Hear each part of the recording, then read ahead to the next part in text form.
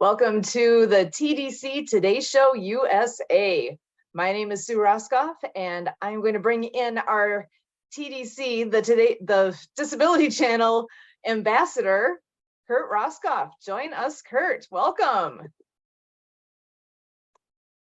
All right, welcome everybody to this your TDC Today Show. Yes, I am your ambassador with the Disability Channel, Kurt Roskoff. Again, we're here showcasing abilities, television, by and with people with disabilities and veterans. And just bear with me, folks. I am multitasking as producer and host. I'm trying to get some extra exposure of the show on some extra channels, and we were taking care of some extra business leading up to the show. So I am doing two things at once, the world we live in. So again, at the Disability Channel, we are showcasing abilities here. We are concerted about the 2 billion people around the world that represent to us the disability community worldwide, globally. And we have a guest here today that is really giving us an opportunity, bridging us across the pond, as we say, for fun. It's that Atlantic Ocean. Ha ha ha. So we are going to be doing stuff with some African-centric initiatives and in the crusade to unite things around the world, and a very profound opportunity through the film industry. So this is where the television industry collides with the film industry, and we're going to do magnificent things. This tells stories at a whole new level, and for sure, stories to be told out of Africa, and also stories from around the world told by Africans. So here we are. We're going to pass it on over to Emily, and Emily is going to introduce our famous guest. Take it away, Emily. Our famous guest today hails from Nigeria, Africa, and we are helping Jasper with promoting the Afro Film Festival and Market, which is going to happen October 12th through 14th in Atlanta, Georgia. So with about 700 films. So we encourage everybody to either join us, whether that's helping out with planning the event at all, or actually joining in Atlanta in October or anything like that. So please connect with us if you are interested. So Jasper, why don't you come on and say a little more about our big film festival here that's coming up. Thank you. Good evening from Nigeria, Africa. My name is Jasper Johnson, and I'm the founder and executive chairman of the Afro International Film Market and Festival. We're excited to have as our global partner, Mr. Kurt Roskoff, and Sue and Emily and the rest people who are not here right now, but they're going to join us very soon. The message is very simple. Africa is ready for film business. And so there is no way we can be ready in the film business without global collaboration. There is no way we can be ready in telling our story without also giving opportunity to other part of the world to also share in their stories. So it's important that we've come together as Africans, having researched and studied the fact that Africa has diverse culture, diverse history, and of course, enough story to monetize. And so we've started since 2007 as Cape Town International Film Market and Festival. But in 2019, we merged with other film associations and organizations across Africa and diaspora. And we came up with the Afro International Film Market and Festival with website www.onefilmonemarketsummit.org. So the message is just the fact that we are bringing our entertainment to the United States. We are bringing our original African culture to the United States. We are bringing our live performances, music and dances to the United States. And the theme of the event is African film industry, the imperatives for global partnership. And we're going to be doing that for 3 days, having the master classes, having workshops, having investment summit, and of course, it will climax into an award night. And most interesting aspect of the award night is our most prestigious award, which is the Eagles Longtime Achievement Award. Men and women. That award is dedicated to men and women from all over the world that have, in one way or the other, contributed to the growth and development of the society. So it's going to be a wonderful time in Atlanta, Georgia, in the Auburn Research Library. We're going to have a whole lot of show there. We're asking for collaborations. We're asking for partnerships so that we can really make this one global family under one God. So as time goes on, as we make progress, more information will be supplied to our respective audiences. Once again, I want to appreciate you all for coming on this program tonight. God bless you all, and you're welcome on board. Excellent. We're so happy to have you with us and to be able to have some insights and previews of what to expect with this great event that's coming up in October. And can I ask a little bit more? I wonder if you want to give a little bit of background on how did this all start? What inspired you to go down this road? Thank you. In 2011, I campaigned for former president of Nigeria, Dr. Goodluck Ebele Jonathan, and I was the founder of Arise Nigeria. And Arise Nigeria was founded in 2007. So by 2011, he had become a household name in Nigeria. And so with that group and other organizations, we were able to bring a new president in person of Dr. Goodluck Jonathan. So when that happened, I was given an appointment as youth strategic advisor under the presidency. And so that gave me insight and interactions with the Nigerian youths, both in Nigeria and of course in the diaspora. And I realized that the manner and methods they were organizing the movie industry was not really organized. It was a little bit not professional, so to speak. And so I visited the Cape Town International Film Market and Festival in 2018, and we had a very serious interaction. And so a deal was made that they need to collapse the Cape Town International Film Market and Festival if I'm ready. Of course, I was ready. So because I knew that there was a gap I need to bridge. There was a lacuna. And so the whole thing was a merger where the name was formed. And so God, in his infinite wisdom, gave me the name, and then it was registered in Nigeria and South Africa, Afro International Film Market and Festival. And so we started mobilized funds, and then we started traveling from one African state to the other. We traveled to Canada to meet with the founder of Montreal Black Film Festival, Halifax Black Film Festival. Her name is Fabienne Colas. Fabienne Colas herself, she's from Haiti. She has 7 film festivals in Canada. And then my team and I also moved to Los Angeles to meet with Ayiko Babu. Mr. Ayiko Babu is the executive director of the Pan-African Film Festival of Los Angeles. And so we had a wonderful interaction and agreed to work together to see how we can really begin to push and give the African narrative, the African film industry, the right position in the world. Incidentally, Nigeria has Nollywood, and Nollywood is the second largest film industry in the world in terms of content. Every year we produce over 2,500 films. That is not done anywhere else except in India. And so we've been working together to ensure that we bring a lot of collaborations in Africa. As I speak to you right now, we have network in 25 nations of Africa, and of course in the diaspora, including the United States, Trinidad and Tobago, Colombia, and of course Panama and a few other countries like the Bahamas. What we're trying to do is to see how we can begin to tell our unique stories, because after the success of the Black Panther, African story became very, very attractive to the international filmmakers.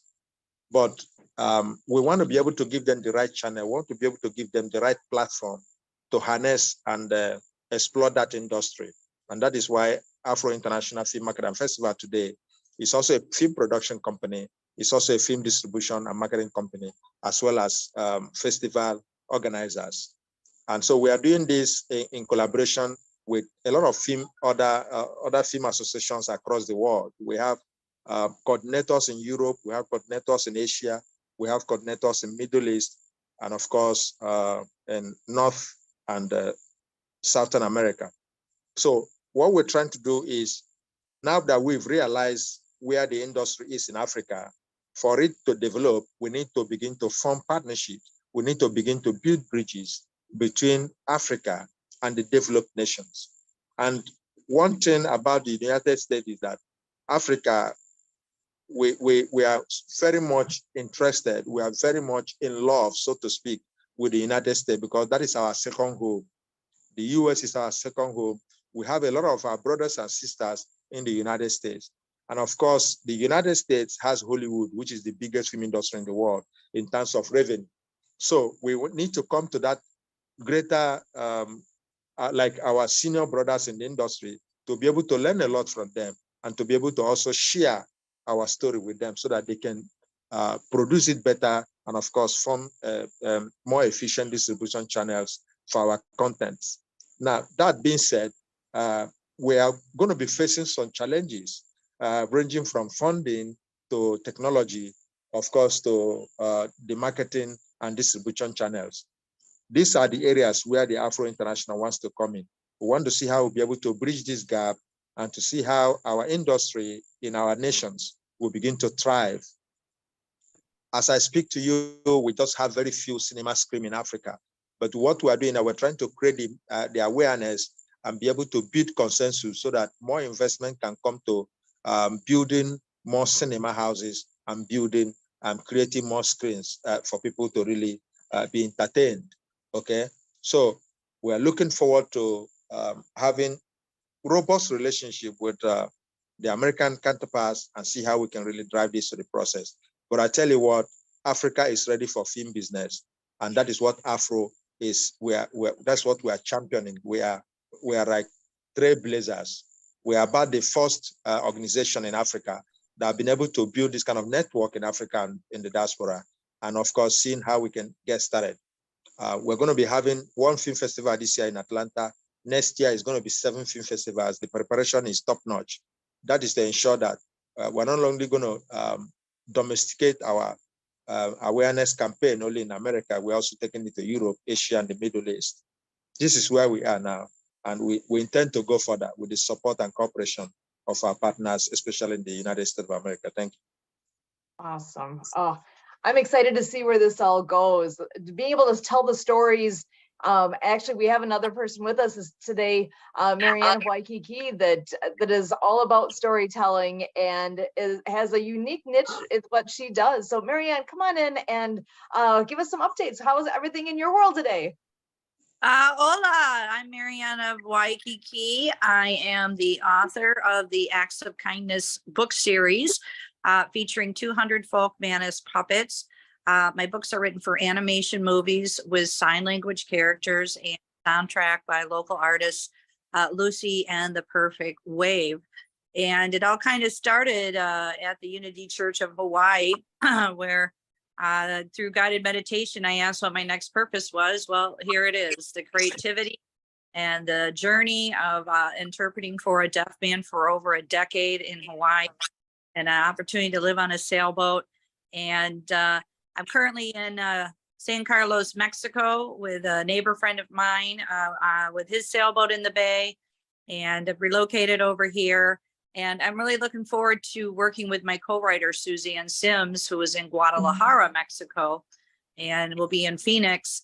And we're going to start writing the climate change book. So as we speak, I am online with my fiber graphic designers in Pakistan, creating the outline chapters for the sequel book called Cool Acts of Kindness for Climate Change, which features another 50 puppets. So exciting to see all these new characters.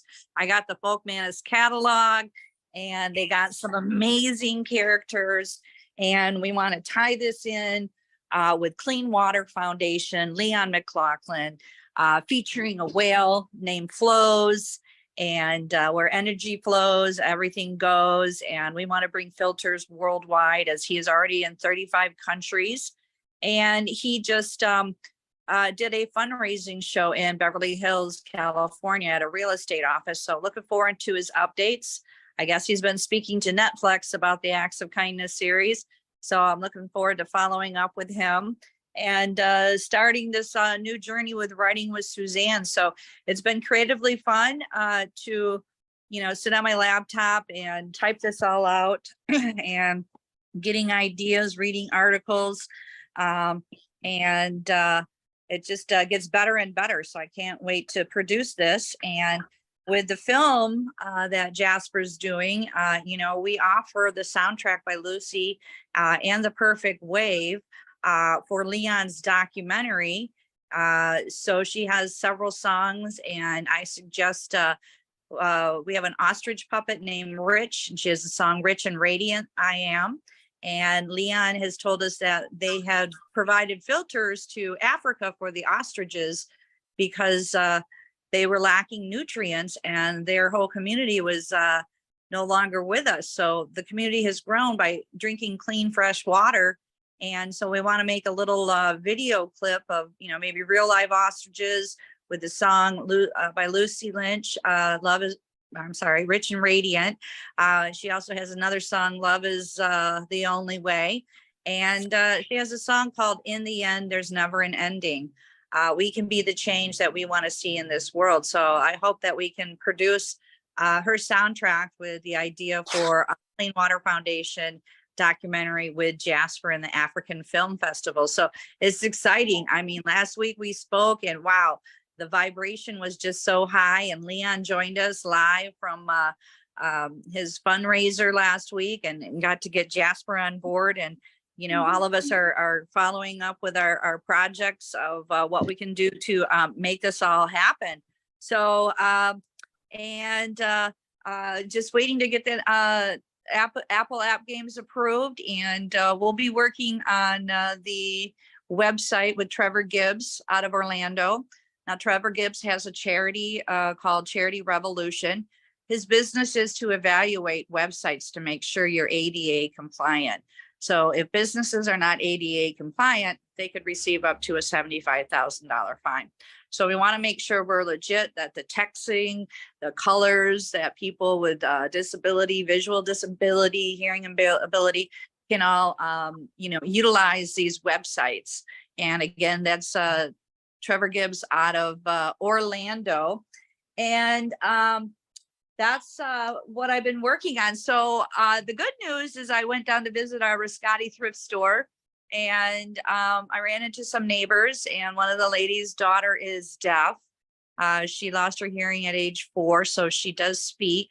I haven't met her yet, and she learned sign language at age 16. She wrote a book, and hopefully she can join us this month, because May is Better Speech and Hearing Month, Sue. So let's, I love when you show my app games. So if you can take a look at the different ones, Rabbit Acts of Kindness, No Bully, features Chelsea, the Courageous Sign Language Chicken, and Eve, the Finger Spelling Bumblebee. All these games are free on Apple, and you can visit the website, actsofkindnessseries.com, to learn the ASL, American Sign Language alphabet. And all classroom teachers can get copies of my books from an organization called DonorsChoose.org. As you can see the flyer behind me, all these amazing school teachers can just post it. Someone will come through and fund it. And this flyer here shows all the money and donations that they have received. So we have 30,000 schools in the United States of America. We have 3,000 deafblind schools. So each and every one of these students can get copies of the books. Underwater Acts of Kindness for ocean cleanup of the Great Pacific Garbage Patch, Rabbit Acts of Kindness, No Bully, for an anti-bullying message and to be of service. And I'm working on the climate change book, Cool Acts of Kindness. And we also have a short book called Pono, the Hawaiian Polo Pony. And it is polo season in Hawaii. So you can check that out. And there's a little app game of counting how many mallets and polo balls, how many rainbows with the numbers in sign language. So unlimited opportunity here for everybody at all ages of the heart to go out and play. Back to you, Sue. Thank you so much. Thank you, Marianne.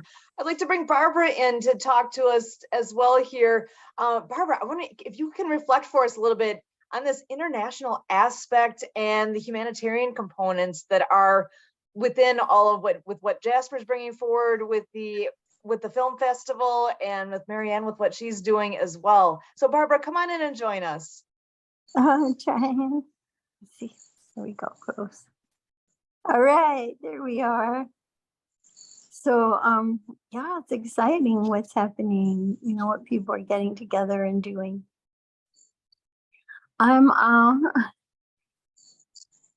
I'm excited about finding, it's like, man, the power of prayer. One morning I just woke up and just started praying really strong that, I want to serve and I can't do it by myself.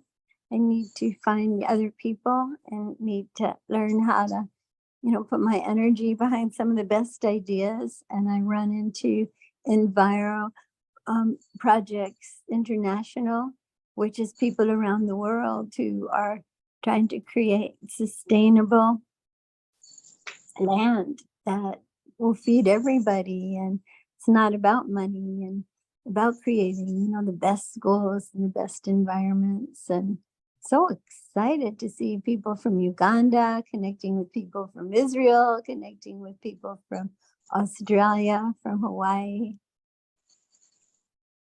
It's a lot of beauty that's happening right now that people need to put energy into and tap into and share with each other. Excellent. I a long time ago, there was this great thing that the Buddhist community was doing, and I called the newspapers, and I want them to come and cover it, show people. And they were like, oh, we can just come if you say someone has a gun.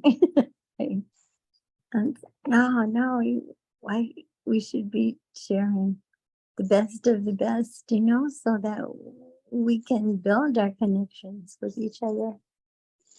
I completely agree. Building those connections and those bridges is a huge thing.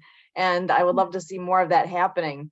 We do have another friend joining us here as well. Mark is with us, and I wanted to give him a moment to join the conversation. Mark, if you want to give an introduction and let us know who you are, and if you have any thoughts. I know you came in, I believe while Marianne was speaking, so I'm not sure if you know much yet about what Jasper's all bringing to us as well, but just want to see where you're at today. What thoughts do you have to share with us, Mark? Well, I live in Wisconsin also, and I am disabled. I'm a C4, C5 quadriplegic. I have ability in one of my arms, no fine motor skills in the hands. My left arm, I can move from the shoulder to the elbow, but the forearm is paralyzed. It isn't Volati, but I have my own home and a power wheel.